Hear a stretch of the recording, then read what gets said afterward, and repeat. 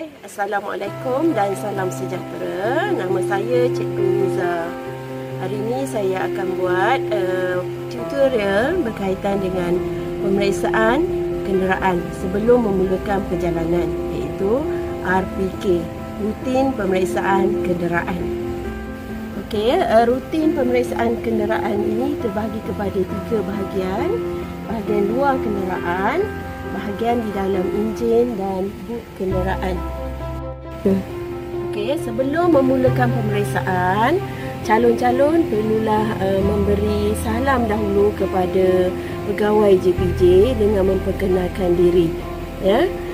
Dan pemeriksaan ini hanya dilakukan dalam masa 7 minit sahaja. Kan kita ada 3 dokumen yang perlu kita terangkan. Yang pertama, lesen L. Bila tamat tempoh lesen L dan masih sah digunakan. Yang kedua, ini adalah perakuan pemeriksaan Puspakom, sah sehingga 15 November 2020.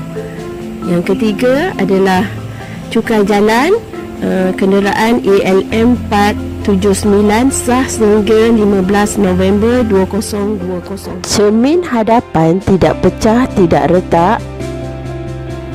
Bilah pengilat cermin dalam keadaan baik, tidak keras, tidak koyak. Bonet hadapan dalam keadaan baik, tidak kemik. Lampu hadapan dan lampu isyarat hadapan kiri dan kanan dalam keadaan baik, tidak retak, tidak pecah. Bumper hadapan dalam keadaan baik, tidak kemik. Plat kereta ALM 479 jelas kelihatan. Tayar hadapan sebelah kanan dalam keadaan baik, angin mencukupi, bunga tebal. Lampu isyarat sebelah kanan dalam keadaan baik, tidak retak, tidak pecah. Cermin sisi sebelah kanan dalam keadaan baik, tidak pecah. Pintu dan tingkap hadapan sebelah kanan dalam keadaan baik, tidak pecah, tidak kemik. Pintu dan tingkap kanan sebelah belakang dalam keadaan baik, tidak pecah, tidak retak, boleh digunakan. Tayar belakang dalam keadaan baik, bunga tebal, angin mencukupi. Lampu brek ketiga dalam keadaan baik, tidak pecah, tidak retak. Cermin belakang dalam keadaan baik, tidak pecah, tidak retak. Lampu belakang dan lampu isyarat belakang kiri dan kanan dalam keadaan baik, tidak pecah, tidak retak. Bonet belakang dalam keadaan baik, tidak kemik.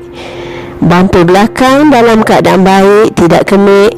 Plat kereta LMN 479 jelas kelihatan.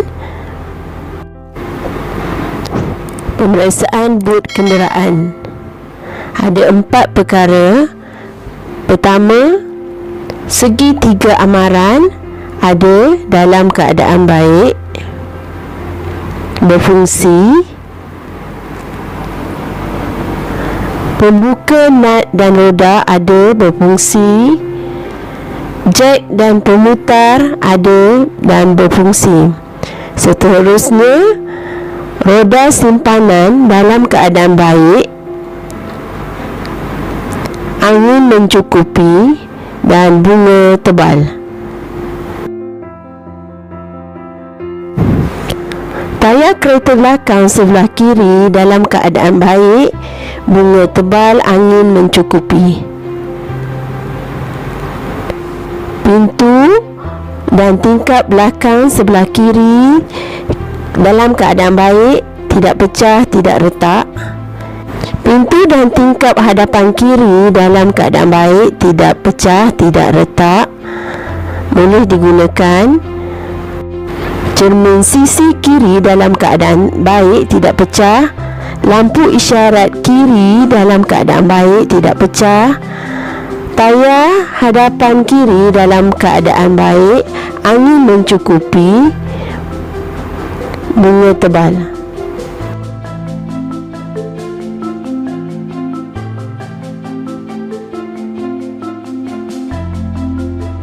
Pemeriksaan ruangan enjin.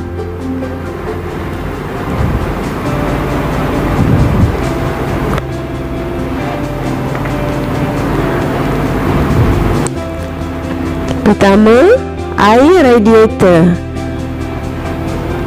Paras air mencukupi. Tangki simpanan air radiator mencukupi. Tangki air pengilap cermin air mencukupi. Bateri sel basah mencukupi. Hos dalam keadaan baik, tidak koyak, tidak bocor. Tali sawat dalam keadaan baik, tidak keras. Minyak brek mencukupi paras maksimum. Pemeriksaan minyak enjin dengan menarik batang penyukat memastikan paras minyak berada dalam keadaan maksimum.